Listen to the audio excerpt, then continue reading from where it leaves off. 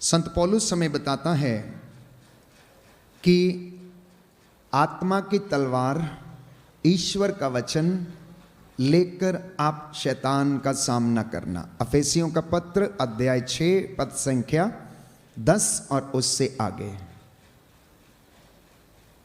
आध्यात्मिक जीवन में लगातार मैं और आप संघर्षरत रहते हैं, और अगर इसमें आप विजय प्राप्त करना चाहते हैं तो उसका मूल मंत्र यह है कि आप लोगों को ईश्वर के हथियारों को धारण करना होगा। अन्यथा शैतान जो दहाड़ते हुए शेर के समान विचरता फिरता है कि किसको फाड़ खाए वो ढूंढता रहता है, वो आपको हरा देगा। पत्रस का पहला पत्र अध्याय 5 पद संख्या 8। तुम्हारा शत्रु शैतान दहाड़ते हुए शेर के समान विचरता फिरता है। इसलिए संत पौलुस कहता है, अब तुम ईश्वर के अपार सामर्थ्य से बल ग्रहण करो, क्योंकि हमारी लड़ाई निरे मनुष्यों से नहीं है। हमारी लड़ाई इस संसार के अंधकार में दुष्ट आत्माओं से है, अधिपतियों से है। इसलिए हमें दिन रात संघर्ष करना पड़ता है। आप विश्वास की ढाल लिए रहो, मुक्ति का टोप पहन लो, शांति सुसमाचार उत्साह के जूते पहनकर आत्मा की तलवार अर्थात ईश्वर का वचन लेकर आगे बढ़ो, और आप शैतान की धूर्तता का सामना करने में समर्थ होंगे और उसके अग्निमय बाणों को बुझा सकेंगे। इसलिए एक विश्वासी के हाथ में अगर वचन नहीं है तो उसमें शैतान से लड़ने का कोई साहस नहीं है, कोई सामर्थ्य नहीं है। वो उसको गिरा देगा, वो उसको हरा देगा। प्यारे भाई और बहनों, हालेलुया, हालेलुया। हे प्रभु यीशु, तेरा वचन आत्मा और जीवन है। इन वचनों के द्वारा मेरे जीवन में, मेरे परिवार में शांति आ जाए, चंगाई आ जाए, चंगाई आ जाए। Hallelujah, hallelujah, hallelujah, hallelujah. तो इंसान क्यों परमेश्वर से दूर चला गया? आखिर क्या कारण है? क्यों मसीह लोग ईश्वर में ईमानदार नहीं रह पाए हैं? क्यों इजरायली जनता ईश्वर के प्रति वफादार ना रह सकी? क्यों इजरायली जनता ईश्वर की बातों को इनकार करती थी? इन बातों के विषय में आज हम मनन चिंतन करेंगे। 40 की ये अवधि है, हम पवित्रता के लिए प्रयास कर रहे हैं। हम प्रभु के पुनरुत्थान का पर्व मनाने के लिए अपने आप को तैयार कर रहे हैं प्यारे भाइयों और बहनों। और यदि कोई वचन सुनने के बाद, यदि कोई ये जान लेने के बाद कि उसे क्या करना चाहिए, अगर वो नहीं करता है तो बाइबल हमें बताती है उसके लिए प्रायश्चित का कोई बलिदान नहीं रह जाता। उसके लिए प्रायश्चित का कोई बलिदान नहीं रह जाता। आज इस महाकृपा सत्संग में आप बैठकर प्रभु का वचन सुनने वाले हैं, और प्रभु एक एक चीज को हमें बताएगा कि वो क्यों हमसे नाराज है। कितने लोग सोचते हैं कि प्रभु हमसे खुश है? कितने लोग सोचते हैं कि प्रभु हमसे खुश है? किसी का हाथ ऊपर नहीं है। प्रभु हमसे बात करेगा और बताएगा कि मैं खुश हूं या नहीं हूं। कहता, जो तुम सोचते हो मैं नहीं सोचता हूं, जो तेरे रास्ते हैं मेरे रास्ते नहीं। इंसान कहता है जब सीधी उंगली से घी ना निकले तो टेढ़ी कर लो। प्रभु ऐसा नहीं कहता है। प्रभु कहता है सीधे को सीधा ही रखो, सीधी को आप सीधे ही रखो। यह प्रभु का आदेश है। कहता है तुम संकरे द्वार से प्रवेश करो, चौड़ा है वो मार्ग जो विनाश की ओर लेकर जाता है। लेकिन मैं ये कहता हूं कि संकरे द्वार से होकर प्रवेश करो। विश्वासियों के पतन का कारण क्या है? इजरायली जनता के पतन का कारण क्या है? हम कुछ वचनों को पढ़ेंगे और आज उन्हें अपने जीवन में चरितार्थ करें, सोचें और कनेक्ट करके देखें कि क्या वास्तव में मेरा परिवार भी उसी परिस्थिति में है? क्या वास्तव में मैं भी उन्हीं घृणित पापों में हूं?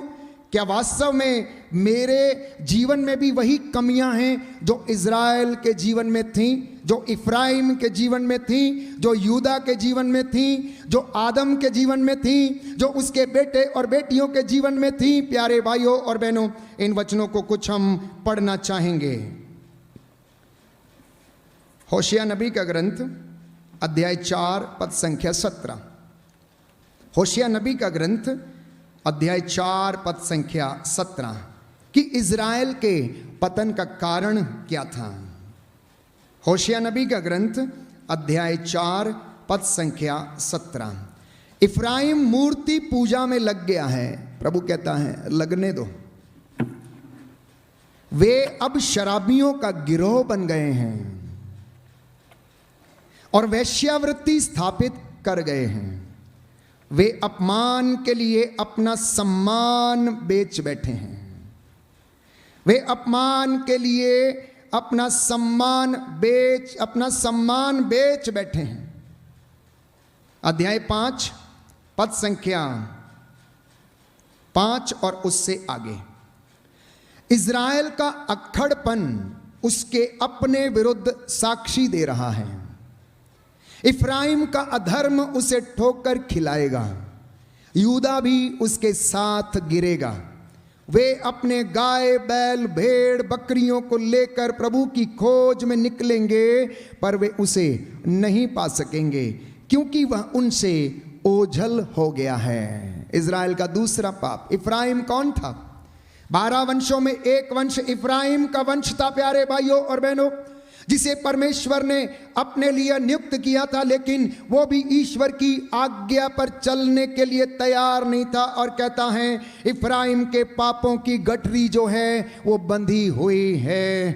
और लिखा है इफ्राइम अत्याचार कर रहा है। पद संख्या 11 अध्याय 5 होशिया नबी का ग्रंथ पद संख्या 11। इसलिए मैंने कहा बाइबल लेकर आप आते तो आपको एक एक वचन पढ़ने को मिलता अपने हाथ में। फिलहाल आज आप सुनिए, कल आप अपने हाथ में बाइबल लेकर जरूर आइएगा। इफ्राइम अत्याचार कर रहा है और न्याय का गला घोंट रहा है। वो हाथ धोकर मिथ्या लाभ के पीछे पड़ा हुआ है। अच्छा, मेरे चलते इफ्राइम कीड़े से खाए गए कपड़े जैसे जीर्ण हो गया और यूदा का घराना सड़ गया है। Hallelujah, hallelujah, hallelujah. हे प्रभु यीशु, हे प्रभु आपके वचन आपके आत्मा और जीवन है। आत्मा और जीवन इन वचनों के द्वारा मुझे चंगाई प्रदान कीजिए। मुझे चंगाई प्रदान। Hallelujah, hallelujah, hallelujah, hallelujah. अध्याय 5 पद संख्या 3 और उससे आगे। मेरी दृष्टि इफ्राइम पर रही है और मैं इज़राइल का लिहाज करता आया हूं, पर इफ्राइम तुम वेश्या बन गए हो और इज़राइल तुम भी भ्रष्ट हो गए हो।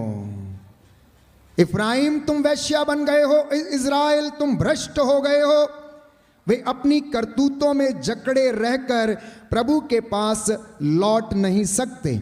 वैश्यावृत्ति ने तो उन पर ऐसी मोहिनी डाल रखी है कि वे प्रभु ईश्वर से अनभिज्ञ रहते हैं। वे प्रभु ईश्वर से अनभिज्ञ रहते हैं। इज़राइल के 12 वंश जिनको प्रभु ने चुना और नियुक्त किया और उनको जिम्मेदारियां दी। इज़राइल जिसका अर्थ है आशीर्वाद, इज़राइल जिसका अर्थ है चुनी हुई प्रजा। वो कहता है आप लोग वो चुनी हुई प्रजा हैं। मैंने तुम्हें मित्र कहकर बुलाया है, दास कहकर नहीं बुलाया है। इसलिए तुम मेरा घर बनाओ और मैं तुम्हारा बनाऊंगा। बोलिए आमेन। कहता है इफ्राइम, इज़राइल तू अपने ही कामों में पड़ा रहकर अपना घर बनाने की कोशिश में लगा हुआ है। तूने मेरा घर नहीं बनाया है। इसलिए मैं हमेशा पूछता हूं, आप लोगों में से कितने लोगों ने अपने घर बनाए हैं? बनाए हैं नहीं बनाए हैं? बनाए हैं, बनाए हैं। हाथ किसी के ऊपर नहीं है। बनाए हैं नहीं बनाए हैं? प्यारे भाई और बहनों, प्रभु कह रहा है इनके मकान बने हैं, इनसे कहो इनका घर आज तक नहीं बना है। इनके मकान बने हैं, घर नहीं बने हैं, क्योंकि मकान ईंट पत्थरों से और सीमेंट से बनता है, लेकिन घर प्यार से बनता है, प्रार्थना से बनता है, वफादारी से बनता है, सहनशीलता से बनता है, प्रेम से बनता है, एक दूसरे का आदर सम्मान करने से बनता है, एक दूसरे के प्रति आत्मसमर्पण से, त्याग से घर बनते हैं, ईंट पत्थरों से मकान बनते हैं। और हग्गाई नबी के ग्रंथ में प्रभु का वचन कहता है कि मेरा घर टूटा फूटा पड़ा है और ऐसे समय में तुम आलीशान घरों में रहने की कैसे सोच सकते हो। हग्गाई नबी का ग्रंथ अध्याय 2 प्यारे भाइयों और बहनों, सुंदर वचन है। प्रभु हमें बता रहा है कि मेरा घर टूटा फूटा पड़ा है और ऐसे समय में तुम आलीशान बंगलों में रहने के लिए कैसे सोच सकते हो। Hallelujah, hallelujah. यीशु की स्तुति हो, यीशु को धन्यवाद। यीशु को हे धन्यवाद। प्रभु यीशु, हे प्रभु मेरे यीशु, घर में आ जाइए मेरे घर में आ जाइए और निवास कीजिए। और निवास hallelujah, hallelujah, hallelujah, hallelujah, hallelujah, hallelujah, hallelujah, hallelujah, hallelujah. Hallelujah. नबी हग्गाई का ग्रंथ अध्याय 1, क्षमा चाहूंगा, अध्याय 1। प्यारे भाइयों और बहनों, प्रभु का वचन हमें बताता है कि विश्वमंडल का प्रभु ये कहता है, तुम अपनी स्थिति पर विचार करो, पहाड़ी प्रदेश जाकर लकड़ी ले आओ और मंदिर फिर बनाओ, मैं उससे प्रसन्न होऊंगा और उसमें अपनी महिमा प्रकट करूंगा।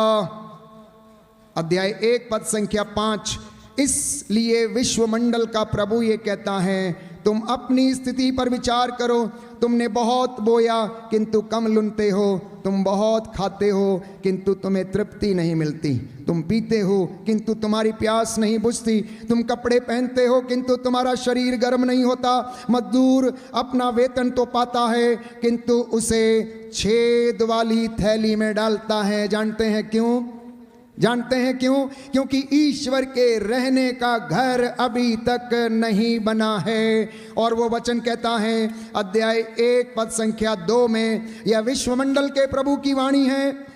ये राष्ट्र कहता है कि अभी प्रभु के मंदिर के पुनर्निर्माण का समय नहीं आया, किंतु नबी हग्गाई के माध्यम से प्रभु की वाणी सुनाई पड़ी, जब ये मंदिर टूटा फूटा पड़ा है तो ये क्या समय तुम लोगों के लिए अच्छी तरह आच्छादित घरों में रहने का है। और संत पौलुस इसके विषय में प्यारे भाइयों और बहनों हमें बताता है कि वो मंदिर मैं और आप हैं, वो मंदिर हमारा शरीर है, वो मंदिर ईश्वर का जो मंदिर है वो हमारा हृदय है। कुरिन्थियों के पहले पत्र अध्याय 3 पद संख्या 16 में, क्या तुम नहीं जानते कि तुम्हारा शरीर ईश्वर का मंदिर है?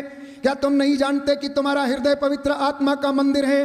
और अगर किसी हृदय में अशुद्धता है, बुरे विचार हैं, अश्लीलता है, बुराई है, लालच है, लोभ है, तो क्या आप सोचते हैं कि प्रभु वहां रहेगा क्या? क्योंकि वो तो पवित्रता में निवास करने वाला परमेश्वर है, वो पाक है, उसका नाम पाक है, वो पवित्र है, उसका नाम पवित्र है। और इंसान ना जाने कितनी बार दिन में सुबह से लेकर शाम तक अपने इस हृदय को दूषित कर लेता है। इसलिए परमेश्वर कहता है, वचन हमें बताता है, तुम अपने हृदय की देखभाल बड़ी सावधानी से करना, क्योंकि बुरे और अच्छे विचार दोनों हृदय से आते हैं। और इस विषय में प्यारे भाइयों और बहनों, याकूब आपको याद दिलाता है कि एक ही जुबान से मीठे और कड़वे फल नहीं निकल सकते, दोनों में से एक चीज निकलनी चाहिए। इसलिए संत याकूब कहता है कि तुम्हें अपनी जीभ पर नियंत्रण रखने की आवश्यकता है। Hallelujah, hallelujah. यीशु की स्तुति हो, यीशु को धन्यवाद, यीशु की आराधना हो, यीशु की महिमा हो, यीशु को धन्यवाद, यीशु को धन्यवाद। तो इज़राइल का पाप इतना ज्यादा घृणित था प्यारे भाइयों और बहनों कि ईश्वर उसे बार बार याद दिलाता रहा, चेतावनी देता रहा, लेकिन वो लौटने को तैयार नहीं था। कुछ और वचन हम पढ़ना चाहेंगे।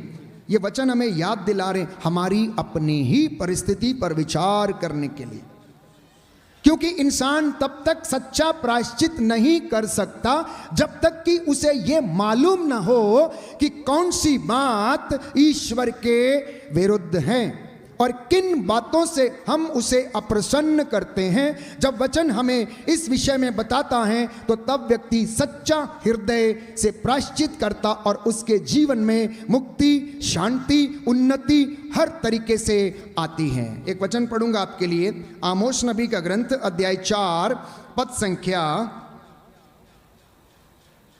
अध्याय 3 पद संख्या 10। आमोस नबी का ग्रंथ अध्याय 3 पद संख्या 10। प्रभु कहता है, उनको सदाचार करना नहीं आता, वे तो अपने गढ़ों में हिंसा और हराम की कमाई जमा करते हैं। प्रभु ये कहता है कि उन्हें सदाचार नहीं आता, वे तो अपने गढ़ों में हिंसा की कमाई और हराम की कमाई जमा करते हैं। इसलिए परमेश्वर इज़राइल से, इफ्राइम से, यूदा से नाराज था प्यारे भाइयों और बहनों। इसलिए उसने लगभग 490 वर्ष तक उन लोगों को कैप्टिविटी में रहने दिया, जाने दिया। जब जब उसके इज़राइल के ऊपर आक्रमण हुआ, तब तक प्रभु ने अपना हाथ उनसे खींच लिया, क्योंकि प्रभु उनसे नाराज हो जाता था उनकी करतूतों के कारण।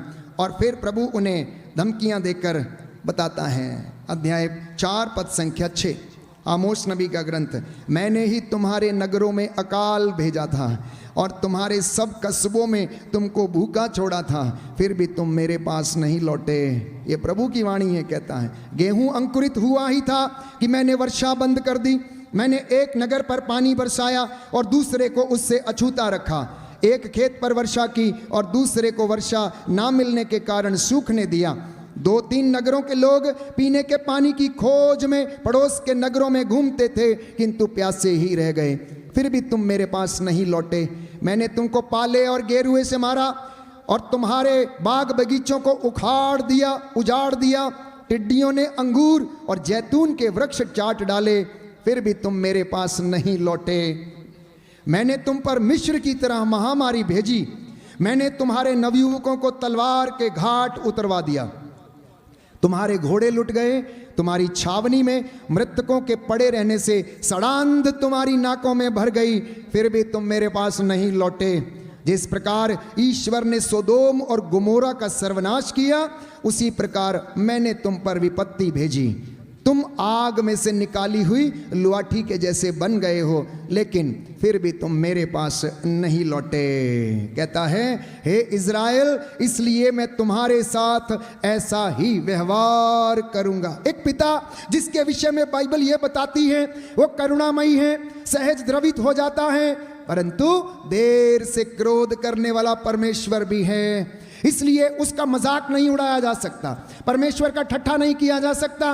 परमेश्वर याद दिला रहा है, परमेश्वर याद दिला रहा है। प्यारे भाई और बहनों, अगर आप वचन खोलेंगे यशायाह नबी का ग्रंथ अध्याय 58 पद संख्या 2 और उससे आगे, तो प्रभु स्पष्ट करता है, प्रभु स्पष्ट करता। अध्याय 58 पद संख्या 2 और उससे आगे सुनिए ध्यान से, प्रभु क्या कहता है। 1 से मैं पढ़ूंगा। प्रभु ईश्वर ये कहता है, पूरी शक्ति से पुकारो, तुरही की तरह अपनी आवाज ऊंची करो और मेरी प्रजा को उसके अपराध और याकूब के वंश को उसके पापों को सुनाओ। 40 का ये समय है। जैसे सृष्टि के पेड़ पौधे अपने पुराने पत्तों को झाड़ देते हैं, उसी तरह से प्यारे भाइयों और बहनों, हम भी अपने पुराने स्वभाव को त्याग कर, इन बातों से, गुनाहों से तौबा करके प्रभु के पास लौट कर चले आए। तो हमें अब प्रभु सुनाना चाहता है। सुनिए ध्यान से। कहता है, वे मुझे प्रतिदिन ढूंढते हैं और मेरे मार्ग जानना चाहते हैं, एक ऐसे राष्ट्र की तरह जिसने धर्म का पालन किया हो और अपने ईश्वर की संहिता कभी भुलाई नहीं हो। वे मुझसे सही निर्णय की आशा करते हैं और ईश्वर का सानिध्य चाहते हैं। और वे कहते हैं, हम उपवास क्यों करते हैं जब तू देखता भी नहीं? हम तपस्या क्यों करते हैं जब तू ध्यान भी नहीं देता? देखो, उपवास के दिनों में तुम अपना कारोबार करते हो। प्रभु कह रहा है, उपवास के दिनों में तुम अपना कारोबार करते हो। वास्तव में उपवास के दिन हमें प्रभु की उपस्थिति में रहने की आवश्यकता है। उप मतलब उपस्थिति, वास मतलब निवास, उसमें निवास करना, प्रभु की उपस्थिति में निवास करना। और अगले वचन में आप सुनेंगे तो प्रभु ये कहता है कि क्या मैं ऐसी तपस्या का दिन चाहता हूं? तुम उपवास के दिनों में अपना कारोबार करते हो, अपने सब मजदूरों से कठोर परिश्रम लेते हो। तुम उपवास के दिनों में लड़ाई झगड़े करते हो, करारे मुक्के मारते हो। तुम आजकल जो उपवास करते हो, उससे स्वर्ग में तुम्हारी सुनवाई नहीं होगी। साफ साफ लिखा है, साफ साफ लिखा है। आप जो आज उपवास करते हैं, कहता इसके द्वारा तुम्हारी सुनवाई स्वर्ग में नहीं होगी। क्या मैं इस प्रकार का उपवास, ऐसी तपस्या का दिन चाहता हूं जिसमें मनुष्य सरकंडे की तरह अपना सिर झुकाए, टाट की तरह राख पर लेट जाए? क्या तुम इसे उपवास और ईश्वर का सुग्राह्य दिवस कहते हो? मैं जो उपवास चाहता हूं वो इस प्रकार है, अन्याय की बेड़ियों को तोड़ना, जुए के बंधन खोलना, पद दलितों को मुक्त करना और हर प्रकार की गुलामी समाप्त करना, अपनी रोटी भूखों के साथ खाना, बेघर दरिद्रों को अपने यहाँ ठहराना, जो नंगा है उसे पहनाना और अपने भाई से मुंह नहीं मोड़ना। प्रभु कहता है मैं इस तरीके का उपवास चाहता हूँ। आज कितने लोग हैं, कितने परिवार हैं जिनके घरों में मन मुटाव है, पति पत्नी में मन मुटाव है। पत्नी सुबह उपवास करती है तो शाम को या किसी समय लड़ाई झगड़ा हो जाता है, पूरा उपवास खत्म, क्योंकि क्षमा नहीं कर पाते हैं। प्यारे भाइयों और बहनों, प्रभु कहता है क्या मैं ऐसे उपवास की चाहत रखता हूं? कहता नहीं, मैं ऐसा उपवास नहीं चाहता हूं। इंसान क्यों परेशान है? क्योंकि उसकी जिंदगी में स्थिरता नहीं है। There is no stability in his life. वो झूठ बोलता है, सच भी बोलता है, अच्छे काम करता है, बुरे काम करता है, चोरी करता है, भलाई भी करता है, उसमें कोई स्टेबिलिटी नहीं है। सब कुछ चलता है, सब कुछ चलता है प्यारे भाइयों और बहनों। तो परमेश्वर मसीहों से, जो चुने हुए लोग हैं, जो उसका नाम धारण करके उसके पास लौट कर आते हैं, आज हमें इन तमाम बातों को सुनाकर फिर से हमें वापस बुलाना चाहता है और गले से लगाना चाहता है। प्यारे भाइयों और बहनों, उड़ाऊ पुत्र को अपने पिता का व्यवहार पसंद नहीं आया, उसे पिता की बातें पसंद नहीं आई, पिता की जमीन जायदाद, उसका रहना सहना, उसकी दुआ प्रार्थना, उसकी धार्मिकता पसंद नहीं आई। और एक दिन नौजवान नवयुवक कहने लगा अपने पिताजी से, पिताजी आप मेरा हिस्सा दे दो, मैं अब इतना यहाँ पर रहना नहीं चाहता। आपने तो घर को चर्च बना दिया है, आप तो रोज पूजा पाठ करते रहते हो, आप ये सब करते रहते हो, मुझे ये पसंद नहीं है, मैं जाना चाहता हूँ, मैं अपने दोस्तों के साथ थोड़ा पार्टी करना चाहता हूँ। मुझे आज शाम को कहाँ जाना है? मुझे कैबरे में जाना है। मेरे भी तो मित्र हैं, मुझे भी कोई आज़ादी है, मुझे भी आप पैसा देंगे या नहीं देंगे? मैं अपने दोस्तों के साथ थोड़ी सी मस्ती करना चाहता हूँ। और वो छोड़कर चला गया। और जानते हैं पिता का घर छोड़ के जाने का अंजाम क्या था? अब आप वचन कनेक्ट करिए। होशिया नबी, आमोस नबी के ग्रंथ से हम वचन पढ़ रहे थे, मैंने ही उनके देश पर अकाल भेजा, महामारी भेजी। जब उड़ाऊ पुत्र पिता से रूठ कर चला गया, संपत्ति लेकर चला गया, तो परमेश्वर ने उस जगह पर अकाल भेज दिया। उसका सब कुछ समाप्त हो गया था, उसका पैसा समाप्त हो गया था, और परमेश्वर ने वहां पर विपत्ति भेज दी, अकाल भेज दिया, और वो भोजन के लिए तरसने लगा।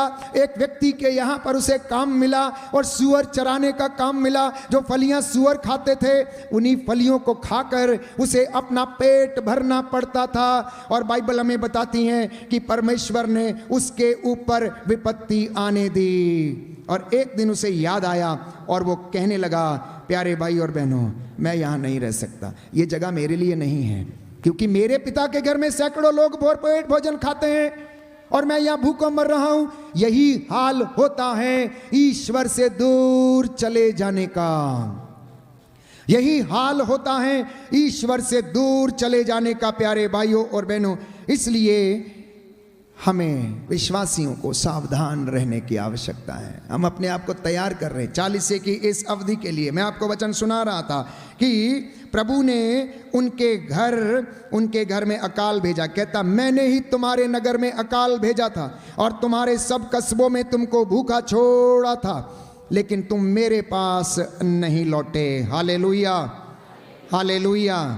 यीशु की स्तुति हो, यीशु को धन्यवाद, यीशु की आराधना हो, यीशु की महिमा हो, यीशु को धन्यवाद। हालेलुया। आदम और हेवा का पाप, आज्ञा का उल्लंघन, ईश्वर की आज्ञा का उल्लंघन, उन्हें बाद में क्या मिला? जानते हैं क्या मिला उन्हें? आशीर्वाद। उन्हें आशीर्वाद मिला, आदम क्योंकि तूने ऐसा किया है, अब तो सुन, तू अपने पसीने की कमाई खाएगा, तू ये मिट्टी खोदेगा, जब तक तू पसीना नहीं बहाएगा तुझे रोटी नहीं मिलेगी, और ये जमीन तेरे लिए ऊंट कटारे पैदा करेगी। हेवा को उसने आशीर्वाद दिया, क्योंकि तूने ऐसा किया है मैं तेरी प्रसव के पीड़ा के दिनों को बढ़ाऊंगा। शैतान को उसने, प्यारे भाइयों और बहनों, ये बोला कि तू जिंदगी भर पेट के बल चलेगा और मिट्टी खाएगा, और ऐसा ही है। मैं और आप दिन रात दिन भर क्या करते हैं? तपस्या करने में लगे हैं और कुछ बातों को हम जानने की कोशिश करेंगे। तो इज़राइल का पाप उनके सिर चढ़कर बोल रहा था, सोदोम और गमोरा का पाप उनके सिर चढ़कर बोल रहा था। उत्पत्ति ग्रंथ अध्याय 19, उत्पत्ति ग्रंथ अध्याय 19 यदि आप वचन खोलेंगे तो वहां पर लिखा है कि परमेश्वर लोत को बचाना चाहता था। और लोत जब इब्राहिम के साथ विभाजन हुआ था तो उसे सोदोम के वहाँ के आसपास की भूमि में जाकर रहना पड़ा। उसने जो वहाँ पर जगह सिलेक्ट करी और उसने चुन लिया था प्यारे भाई और बहनों, सो वहाँ पर वो रहता था। तो लिखा है अध्याय 19 में, उत्पत्ति ग्रंथ अध्याय 19, वहाँ पर 2 स्वर्गदूत लोत को बचाने के लिए आते हैं और संध्या के समय उसके घर में प्रवेश करते हैं। तो वहाँ पर जो लोग थे वो लोत के घर को आकर घेर लेते हैं और क्या कहते हैं, सुनिए पद संख्या 5, जेनेसिस चैप्टर 19 वर्स 5। वे लोट को पुकार कर उससे पूछने लगे, आज रात को जो लोग तुम्हारे पास आए थे वे कहाँ हैं? उन्हें हमारे पास बाहर लाओ कि हम उनका भोग करें, हम उनका भोग करें। सोदोम और गमोरा का पाप सिर चढ़कर बोल रहा था। पुरुष पुरुषगामी बन चुका था, स्त्री स्त्रीगामी बन चुकी थी। वैश्यावृत्ति और अपने ही कुटुंब में व्यभिचार जो था सोदोम के सिर पर चढ़कर बोल रहा था। और लोत के पास ये लोग आकर कहते हैं, वो 2 आदमी जो तुम्हारे घर में ठहरे उन्हें हमको दे दो ताकि हम उनके साथ क्या करें, भोग करें। क्या आज ये सब दुनिया में नहीं है? क्या हमारे आसपास में ये परिस्थिति नहीं है? क्या ये सब पाप दुनिया में नहीं है? प्यारे भाइयों और बहनों, मसीही जीवन एक चुनौती है। Christian life is a challenge. जो एक बार मसीह का बपतिस्मा धारण कर चुका है वो नया बन गया है। गलातियों के पत्र अध्याय 3 पद संख्या 27 में। इसलिए आप इस कलाम को ग्रहण करें, इस वचन को ग्रहण करें कि जितने लोग मसीह को जान चुके हैं वो नए प्राणी हैं, नई सृष्टि हैं। वे अब उससे दूर नहीं जा सकते। उससे दूर जाने का मतलब है अपने आप को विपत्ति में डालना, अपने आप को विपत्ति में डालना। प्यारे भाई और बहनों, हालेलुया, हालेलुया। हे प्रभु यीशु, मुझ पर दया कीजिए, मुझ पर दया कीजिए। मेरे परिवार पर दया कीजिए, मेरे परिवार पर दया कीजिए। मैं आपकी आराधना करता हूँ, मैं आपकी आराधना आपकी महिमा गाता हूँ, आपकी महिमा आपकी जय जयकार करता हूँ, आपकी जय जयकार। Hallelujah, hallelujah, hallelujah, hallelujah, hallelujah. Hallelujah. तो आदम और हवा ने पाप किया, आज्ञा का उल्लंघन किया। और पाप, प्रवक्ता ग्रंथ कहता है, विपत्ति जो है वो पीछा करती है। विपत्ति क्या करती है? पीछा करती है। इसने पीछा नहीं छोड़ा। वो आज्ञा के उल्लंघन से जो श्राप गिरा वो काइन के ऊपर गिर गया। और काइन क्या कर बैठा? पाप कर बैठा। कौन सा पाप कर बैठा? अपने भाई की हत्या कर दी उसने अपने भाई की हत्या कर दी। इसलिए संत योहन के पहले पत्र में हम वचन में पढ़ते हैं, प्यारे भाइयों और बहनों, जो अपने भाई से बैर करता है वो हत्यारा है। और तुम लोग जानते हो कि हत्यारे में जीवन नहीं है, हत्यारे में जीवन नहीं है। इसलिए तुम लोग मेरे पास लौट कर चले आओ और मैं तुम्हें उन्नति प्रदान करूंगा, और मैं तुम्हें उन्नति प्रदान करूंगा। इतना ही नहीं, मूर्ति पूजा का पाप मैंने कहा इंसान के सिर चढ़कर इज़राइल में बोल रहा था। इसलिए परमेश्वर बार बार उन्हें क्या करता है? चेतावनी देता है और बुलाता है। कहता है योएल नबी का ग्रंथ अध्याय 2 पद संख्या 12, अब तुम लोग उपवास करो, राह और रोते तथा शोक मनाते हुए पूरे हृदय से मेरे पास लौट कर आओ। अपने वस्त्र फाड़ कर नहीं बल्कि हृदय से पश्चाताप करो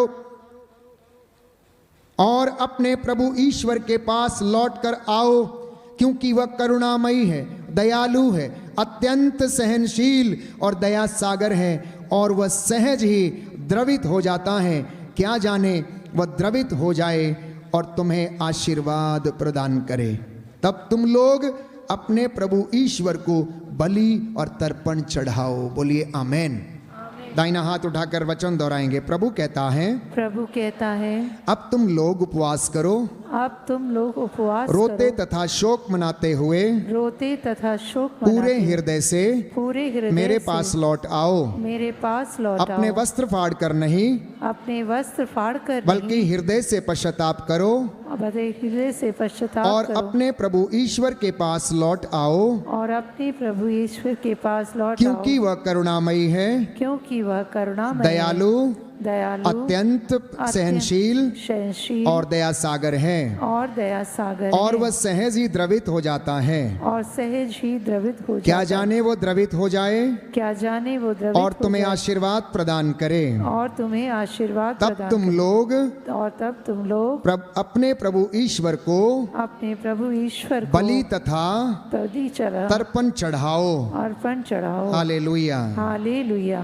तो प्रभु ईश्वर दयालु ईश्वर है। प्यारे भाई और बहनों, हमारी जिंदगी में अनेक समस्याएं आती हैं, हम ट्रांजिशन पीरियड से होकर गुजरते हैं। कई बार हम चाहते हैं कि ऐसा हो, लेकिन ऐसा नहीं होता। तो अगर आप विश्वास करते हैं बाइबल के एक एक वचन पर, तो प्रभु कहता है मैंने इनके घर में सूखा भेज दिया, मैंने इनके देश में अकाल भेज दिया, क्योंकि ये मुझसे बड़े होना चाहते हैं, ये मुझसे बड़े होना चाहते हैं, ये मेरे रहस्यों को जानना चाहते हैं। परमेश्वर प्यारे भाइयों और बहनों, आपसे और मुझसे अपनी आत्मा को वापस चाहता है। क्या चाहता है? अपनी आत्मा को वापस चाहता है। यदि आप उत्पत्ति ग्रंथ अध्याय 2 खोलेंगे तो उसमें लिखा हुआ है कि ईश्वर ने मिट्टी का पुतला गढ़ा और उसके नथुनों में प्राण वायु फूंक दिया। उसके नथुनों में क्या कर दिया? प्राण वायु फूंक दिया, और इस प्रकार मनुष्य एक सजीव तत्व बन गया। और इस प्रकार मनुष्य एक सजीव तत्व बन गया।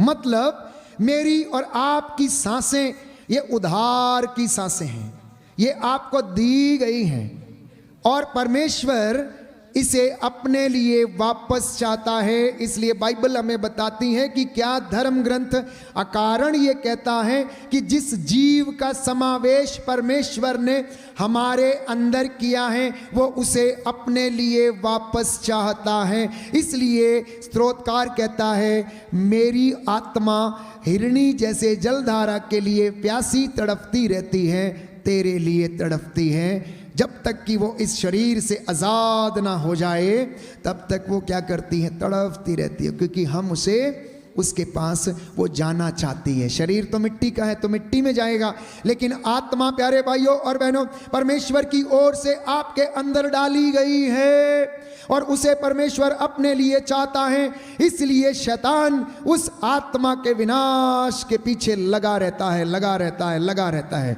कि कैसे इनकी आत्माओं का विनाश किया जाए, क्योंकि उसको मालूम है शरीर को तो वो बचा नहीं सकते, क्योंकि शरीर मिट्टी है तो इसे मिट्टी में जाना है। एक चीज बचाई जा सकती है और वो है आत्मा, और उसका अधिकार किसको है? पिता ईश्वर को, क्योंकि बाइबल हमें बताती है यीशु ने कहा तुम उससे डरो जिसे आत्मा को मारने और जिलाने का अधिकार है, तुम उससे डरो। हालेलुया, हालेलुया, यीशु की स्तुति हो, यीशु को धन्यवाद, यीशु की आराधना हो, यीशु की महिमा हो, यीशु को धन्यवाद, यीशु को धन्यवाद। Hallelujah, hallelujah, hallelujah, hallelujah, hallelujah, hallelujah, hallelujah. Hallelujah.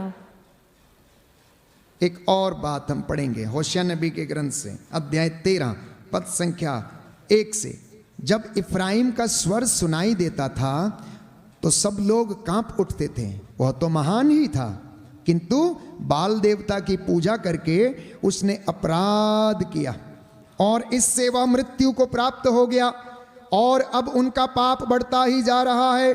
वे ढली मूर्तियां मनुष्यों की कृतियां बनाते, चांदी से कुशल कारीगर उन्हें गढ़ते हैं। वे कहते हैं कि इनकी पूजा करो। मनुष्य बछड़ों की मूर्तियां चूमते हैं, इसलिए वे प्रातःकाल के कोहरे की तरह और ओस की बूंदों की तरह लुप्त हो जाएंगे। खलिहान से उड़ाए गए भूसे के समान या खिड़की से निकलने वाले धुएं के समान वे विलीन हो जाएंगे। परमेश्वर का दुख इतना गहरा है, जब वो अपने हाथ से बनाए गए मनुष्य को देखता है तो वो प्यारे भाइयों और बहनों इस बात को सहन नहीं कर पाता है कि ये डालियां जंगली कैसे हो गई, कैसे जंगली हो गई। मैंने तुमको एक अच्छी दाखलता के रूप में मैंने तुम्हें क्या किया था, बनाया था। एक सुंदर गीत हम गाते हैं, 2 लाइनें हम गाएंगे प्यारे भाइयों और बहनों, और इस वक्त अपने आप पर हम मनन चिंतन करें कि प्रभु ये कह रहा है कि मैंने तो एक अच्छी दाखलता के रूप में तुम्हें लगाया था, ये डालियां जंगली कैसे हो गई हैं। इसलिए जो ईश्वर ने रोपा नहीं है प्यारे भाइयों और बहनों, बाइबल कहती है वो उखाड़ दिया जाएगा, जीवन का ये तंबू उखाड़ दिया जाएगा। इसलिए विश्वासियों को परमेश्वर के पास लौटने की आवश्यकता है।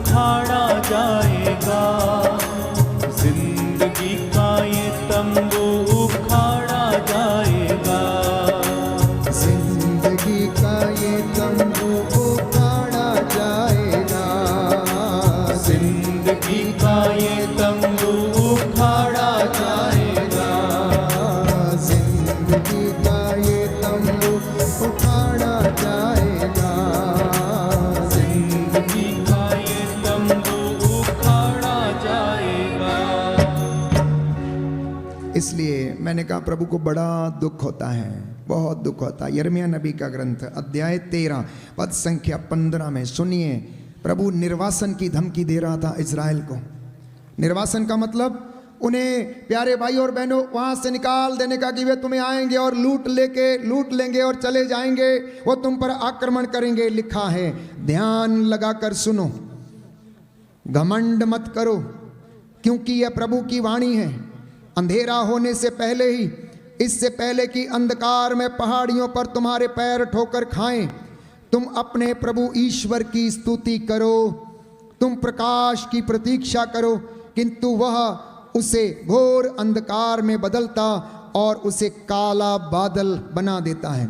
यदि तुम नहीं सुनते तो तुम्हारे अहंकार के कारण मुझे एकांत में बैठकर रोना पड़ेगा।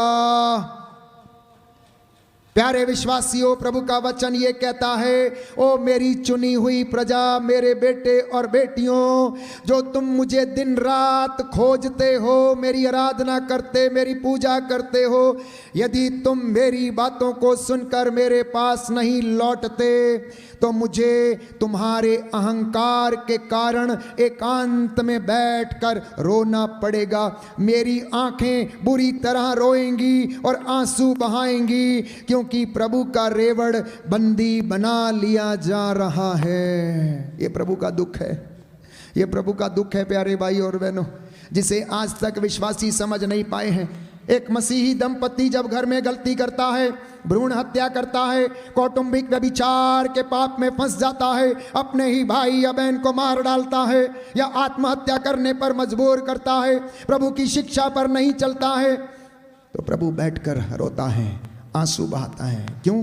क्योंकि उसे दुख है कि अब मेरी प्रजा उस नायक के हाथों में पड़ चुकी है, उसका शिकार हो चुकी है और वो उसे मार डालने के लिए तैयार है। क्योंकि यीशु ने कहा, यूहन्ना के सुसमाचार अध्याय 10 पद संख्या 10 में, चोर चुराने आया है, मारने आया, नष्ट करने आया, जीवन को बर्बाद करने आया है। मानव पुत्र इसलिए आया है कि तुमको जीवन मिले और जो कोई उसमें विश्वास करे उसका सर्वनाश ना हो, बल्कि वो अनंत जीवन प्राप्त करे। ये प्रभु प्यारे भाई और बहनों आज के इस पवित्र दिन में हमें अपना वचन सुना रहा है। इसलिए प्रभु कहता है यिर्मयाह नबी का ग्रंथ अध्याय 9 पद संख्या 22 में कि प्रज्ञ अपनी प्रज्ञा पर गर्व नहीं करे, बलवान अपने बल पर दंभ न करे और धनवान अपनी संपत्ति पर घमंड न करे। यदि कोई गर्व करना चाहे तो वह इस बात पर गर्व करे कि वह मुझे जानता है और यह समझता है कि मैं वो प्रभु हूँ जो पृथ्वी पर दया, न्याय, धार्मिकता बनाए रखता है, क्योंकि मुझे ये बातें प्रिय हैं। ये प्रभु की वाणी है। इन बातों के लिए प्रायश्चित करना। लोग पाप स्वीकार करने जब जाते हैं तो उन्हें पता नहीं लगता है पाप कौन सा बताना है। 2 बातें बोल के चले आते हैं, मैंने चोरी की, निंदा की, झूठी बात बोली, बस उससे ज़्यादा कोई बात ही नहीं है। इसलिए प्रभु का वचन मैं आपको सुना रहा हूं कि परमेश्वर इज़राइल से नाराज क्यों था। कहता है, तूने मेरी बात नहीं मानी, तूने मेरा दिन पवित्र नहीं रखा, तूने चोरी की, हत्या की, तूने मेरे नबियों को मारा, उनको सताया, मेरे अभिषिक्तों पर तूने हाथ डाला। मैं तुझे बार बार बुलाता रहा, मैंने तुझे बार बार चेतावनी दी, बीमारी से, बीमारी के कारण मैंने तुझे बीमारियां भेजी, महामारियां भेजी, मैंने अकाल भेजे, लेकिन तुझे फिर भी समझ में नहीं आया। ये साइंस है जो परमेश्वर विश्वासियों के जीवन में भेजता है, क्योंकि दुख की भट्टी में वो हमारी परख करता है। वो दुख की भट्टी में हमारी परख करता है, आग की भट्टी में नहीं। जैसे सोना आग में तपाया जाता और निखरता है, वैसे ही परमेश्वर प्यारे भाइयों और बहनों विश्वासियों को दुख की भट्टी में परखता है। Hallelujah, hallelujah. हे प्रभु यीशु, मेरी परख कीजिए, मेरे विश्वास के अनुसार मेरा उद्धार कीजिए। Hallelujah, hallelujah, hallelujah, hallelujah, hallelujah, hallelujah, hallelujah. और बहुत सारे ऐसे क्रोध के आवेश में प्रभु ने इजरायलियों को वचन बोले। यदि हम उन एक एक वचन को पढ़ें तो शायद हमारी जिंदगी में भी वो लागू हैं, वो हमारी जिंदगी में भी लागू हैं। यीशु के आने से लगभग 6000 साल पहले इजरायलियों को ये वचन सुनाए गए थे, हजारों साल पहले नबियों के द्वारा। और लिखा है यिर्मयाह नबी के ग्रंथ अध्याय 9 में प्रभु का वचन कहता है, पद संख्या 14, book of Isaiah chapter 9 verse 14, इसलिए सर्वशक्तिमान परमेश्वर इज़राइल का ईश्वर ये कहता है, मैं इन्हें चिरायता खिलाऊंगा और विष मिला हुआ पानी इन्हें पिलाऊंगा। मैं इन्हें ऐसे राष्ट्रों में बिखेर दूंगा जिन्हें ना तो ये जानते हैं और ना इनके पूर्वज जानते थे। मैं तलवार लेकर इनका तब तक पीछा करूंगा जब तक मैंने इनका सर्वनाश नहीं कर दिया। तब तक इनका सर्वनाश नहीं कर दिया जब परमेश्वर का क्रोध भड़कता है। इसलिए संत पौलुस हमें समझाता है कि हम ईश्वर के कोप भाजन ना बने। एक विश्वासी प्यारे भाइयों और बहनों, वो चीजों को अलग तरीके से देखना क्यों चाहिए। जो एक विश्वासी चीजों को देख सकता है वो दूसरा व्यक्ति नहीं देख सकता है। इसलिए यदि हम कहते हैं हम निष्पाप हैं, हमने कोई पाप नहीं किया, तो प्रभु का वचन कहता है हम लोग झूठ बोलते हैं, हम लोग झूठ बोलते हैं। बाइबल में बताती यीशु का वचन है प्यारे भाई और बहनों, यूहन्ना के सुसमाचार अध्याय 8 में पद संख्या 46 में यदि आप वचन पढ़ेंगे तो उसमें साफ साफ यीशु स्पष्ट करता है कि झूठ का पिता कौन है, झूठ का पिता कौन है। लिखा है अध्याय 8 पद संख्या 44 से हम पढ़ेंगे, 43 से पढ़ेंगे। Gospel of saint John chapter 8 verse 43, तुम मेरी बातें क्यों नहीं समझते? कारण यह है कि तुम मेरी शिक्षा सुन ही नहीं सकते। तुम अपने पिता शैतान की संतान हो और अपने पिता की इच्छा पूरी करना चाहते हो। वह तो प्रारंभ से ही हत्यारा था, उसने कभी सत्य का साथ नहीं दिया क्योंकि उसमें कोई सत्य नहीं है। जब वह झूठ बोलता है तो अपने ही स्वभाव के अनुसार बोलता है क्योंकि वह झूठा है और झूठ का पिता है। कहता तुम लोग भी वैसा ही करते हो, इसलिए तुम्हारी सुनवाई नहीं होती है। इन बातों के लिए प्रायश्चित करना है, इन बातों के लिए प्रायश्चित करना है।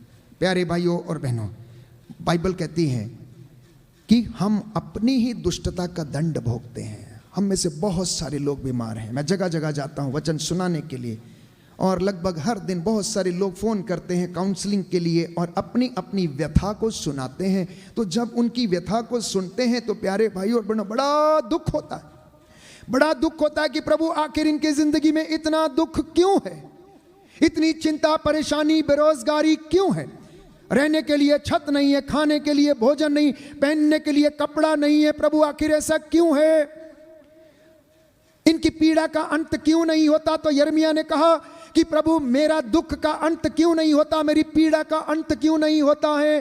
तो प्रभु कहता है ए यिर्मयाह, ओ यिर्मयाह तू अपने शब्द वापस ले, तू अपने शब्द वापस ले। क्योंकि यिर्मयाह लगातार अपनी माँ के गर्भ को कोस रहा था और कहता था कि मैं पैदा ही क्यों हुआ, क्या मुझे इतना दुख यहाँ पर सहने के लिए तू मुझे इस जिंदगी में लाया? हाँ, परमेश्वर उससे नाराज होता है और बाइबल हमें इसका जवाब देती है।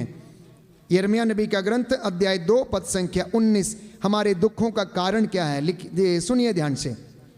बुक ऑफ यिर्मयाह चैप्टर 2 वर्स 19, तुम्हारी दुष्टता तुमको दंड देती है, तुम्हारा विश्वासघात तुमको मारता है।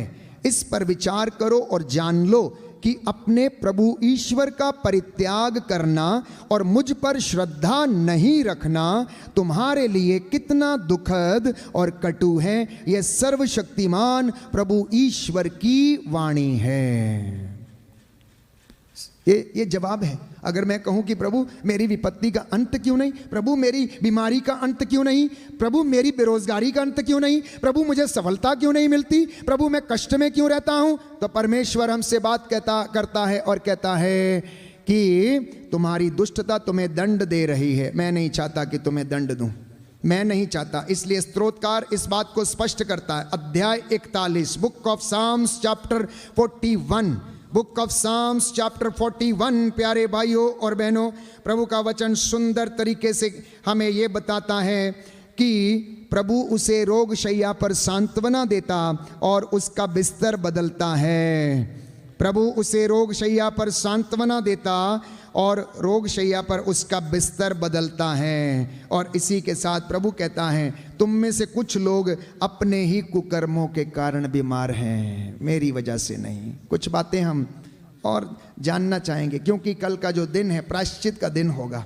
इसलिए मैं आज आप लोगों को 40 की इस अवधि में कुछ बातों को बता देना चाहता हूं कि ईश्वर से दूर जाने का मतलब है कि दुखद जीवन, कटु जीवन और विपत्ति ही विपत्ति। प्यारे भाइयों और बहनों, यही वचन नबियों ने, यिर्मयाह ने, यशायाह ने, अलीशा ने, एलिया ने, हग्गाई ने ओबद्याह ने, आमोस ने, होशिया ने यही वचन इजराइलियों को सुनाए। और आज भी प्रभु अपने चुने हुए दासों के द्वारा फिर से उन्हीं शब्दों को दोहरा रहा है और चाहता है कि मेरी प्रजा 21वीं सदी के ये लोग फिर से वही पाप में ना गिर जाएं जैसा कि इजराइली कर रहे थे। तो घृणित पाप जो उनके सिर चढ़कर बोलता था, विधि विवरण ग्रंथ अध्याय 27 मैं कई बार पढ़ चुका हूं प्यारे भाइयों और बहनों, हम इसको फिर से एक बार पढ़ेंगे। विधि विवरण ग्रंथ अध्याय 27 पद संख्या, अध्याय 27 पद संख्या 22 और उससे आगे। विधि विवरण ग्रंथ, विधि विवरण ग्रंथ अध्याय 27 पद संख्या 15 और उससे आगे पढ़ेंगे हम। वह व्यक्ति जो प्रतिमा खोदता या देवमूर्ति ढालता है और उसे छिप कर स्थापित करता है, वह प्रभु की दृष्टि में कारीगर की कृति घृणित है। आगे लिखा है, अभिशप्त है वो जो अपने पिता या अपनी माता का अपमान करता है। आप लोग बच्चे हैं, कितने भी बुजुर्ग क्यों न हो जाएं, आप अपने माता पिता के लिए बच्चे ही रहेंगे। इसलिए अगर कोई व्यक्ति अपने माता पिता का अपमान करता है तो वो ईश्वर की दृष्टि में श्रापित है। बाइबल ऐसा कहती है। अभिशप्त है वो व्यक्ति जो अपने पड़ोसी की मेड़ बदलता, अर्थात उसकी प्रॉपर्टी पे कब्जा करता है या उसकी प्रॉपर्टी को अपनी प्रॉपर्टी में मिला लेता है। प्रभु कहता है वो श्रापित है। अगले वचन में, अभिशप्त है वो व्यक्ति जो अंधे को उसके रास्ते से भटकाता है। अभिशप्त है वो व्यक्ति जो प्रवासी, अनाथ, विधवा और के विरुद्ध अन्यायपूर्ण निर्णय देता है। अभिशप्त है वो व्यक्ति जो अपने पिता की पत्नी के साथ संसर्ग करता है। अभिशप्त है वो व्यक्ति जो किसी भी पशु के साथ गमन करता है। अभिशप्त है वो व्यक्ति जो अपनी बहन के साथ, चाहे अपने पिता या अपनी माता की बेटी हो, प्रसंग करता। अभिशप्त है वो व्यक्ति जो अपनी सास के साथ प्रसंग करता है। अभिशप्त है वो व्यक्ति जो छिपकर अपने पड़ोसी की हत्या करता है। अभिशप्त है वो व्यक्ति जो निर्दोष रक्त बहाने के लिए घूस लेता है। अभिशप्त है वो व्यक्ति जो इस संहिता के शब्दों का आदर और पालन नहीं करेगा। ये लोग श्रापित हैं। इतने पाप की गठरी जो थी सोदोम और गमोरा के सिर पर बंधी हुई थी, इतने पहाड़ी पापों की गठरी इजराइल के सिर पर रखी हुई थी। और आज भी प्यारे भाइयों और बहनों, दुनिया इन तमाम पापों से अछूती नहीं है। वो पाप के बंधनों में वो बंधी हुई हैं। इन बातों के लिए प्रायश्चित करना, कोई घर का एक व्यक्ति अपने पूरे खानदान के लिए प्रायश्चित कर सकता है। परमेश्वर के सामने घुटना टेक कर, उसके सामने नतमस्तक होकर अपने गुनाहों की और अपने पापों के प्रायश्चित की बलि जो यहाँ पर चढ़ाई जाती है पवित्र यूकरिस्त संस्कार में, उसके द्वारा वो क्या कर सकता है? वो इन पापों के लिए प्रायश्चित कर सकता है। शायद आप लोगों को यह मजाक लगे, लेकिन आप सोच कर देखिए, आप सोच कर देखिए कि किस तरह से ईश्वर का मंदिर घृणित हो गया, किस तरह से यह टूटा फूटा पड़ा है। घर के लोग कौटुंबिक व्यभिचार के कारण बीमार पड़े हुए हैं। कितने ही बच्चे ना जाने ऐसी तमाम अश्लीलता के शिकार हैं। और शैतान आपके घर में रोज डेरा डालता है, रोज डेरा डालता है। जानते हैं कब? जब आप अकेले में अपने मोबाइल के साथ छेड़ाखानी करते और रहते हैं। वो आपके कमरे में चक्कर लगाने के लिए आता है। नवयुवक, नौजवान, युवतियां, बेटे और बेटियां, बड़े, कई लोग जो रात को अपने मोबाइल के साथ जीवन बिताते और अश्लीलता के शिकार होते हैं, वो शैतान उस वक्त आपके साथ रहता है। सुन लीजिए ध्यान से, आप लोग सुन लीजिए। और अगर नवयुवक और युवतियां इन बातों से परहेज नहीं करेंगे तो उनका जीवन बर्बाद हो जाएगा। आदम को उसने सेब दिखाया था ना। आज 21वीं सदी के लोगों को जब मोबाइल की क्रांति और इंटरनेट की क्रांति में आप रह रहे हैं, वो आपको रोज दिखाता, देख बेटा ये बहुत अच्छा है, ये एप्पल वाला है, देखो ये एप्पल वाला मोबाइल है, देख कितना सुंदर है, देख, है ना, पूरी दुनिया तेरी हथेली पर, एक सर्च मार सब कुछ आएगा, सब कुछ दिखेगा, तो देख कितना सुंदर है, चल यहाँ चलते हैं, आजा। उठो, जाओ, नशा करो, ड्रग्स लो, अश्लीलता में रहो, कुछ भी फर्क नहीं पड़ता, no problem, eat drink sleep and make merry. वो आपको बोलता है स्वर्ग है ही नहीं, नरक है ही नहीं, इसलिए तुम चिंता मत करो। आज जो कर रहे हो कल कर लेना, क्योंकि कल कभी आएगा नहीं। आज जो कर रहे हो कल कर लेना। मम्मी आज चर्च नहीं जाएंगे, क्यों? आज थोड़ा इधर बाहर जाने का है, कल चलेंगे। कल आ गया, मम्मी आज नहीं जाएंगे, कल जाएंगे, क्योंकि कल कभी आता ही नहीं है। कल देखा है किसी ने गया? कल देखा है किसी ने? हाँ, बड़ा चालाक है, वो बोलता है किस तरीके से आज छोटे बच्चों को, बुजुर्गों को, दंपतियों को, प्यारे भाइयों और बहनों, अश्लीलता का शिकार किए बनाए हुए हैं। इसलिए संत पौलुस कहता है रोमियो के पत्र अध्याय 11 में पद संख्या 22 कि तुम अपनी जड़ों को पवित्र करो। My dear brothers and sisters, heal the roots of your family, heal the roots of your existence. जिसमें से आप निकले हैं उन जड़ों को शुद्ध करने की आवश्यकता है। एक किसान बीज बोता है, अच्छी भूमि में बोता है, ये सोचकर कि ये अच्छा बीज उगेगा, फल लाएगा, 100 गुना फल लाएगा। लेकिन आप ये जरा विचार कीजिए, जी संत पौलुस जब इस बात को हमें बताता, रोमियो को लिखते हुए, प्यारे भाइयों और बहनों, कि तुम लोग अपनी जड़ों को पवित्र करो, क्योंकि कीड़ा जो है जड़ में लगा हुआ है, पत्तों में नहीं है। और आप और मैं कोशिश करते हैं पत्तों के ऊपर दवाई डालकर उसको ठीक करने की। जड़ को खोदिए। जड़ को खोदने का मतलब है वचन को पढ़ के अपने जीवन को, प्यारे भाइयों और बहनों, आप प्रभु की उसके पास लौट कर चले आए। Hallelujah, hallelujah. रोमियो का पत्र अध्याय 1 सुंदर वचन है, उसके बाद हम आराधना में प्रवेश करेंगे। प्रभु का वचन हमें बताता है एक घृणित पाप जो इज़राइल ने किया हुआ, एक घृणित पाप जो इज़राइल ने किया है। लिखा है यही कारण है कि ईश्वर ने उन्हें उनकी घृणित वासनाओं का शिकार होने दिया। उनकी स्त्रियां प्राकृतिक संसर्ग छोड़कर अप्राकृतिक संसर्ग करने लगी।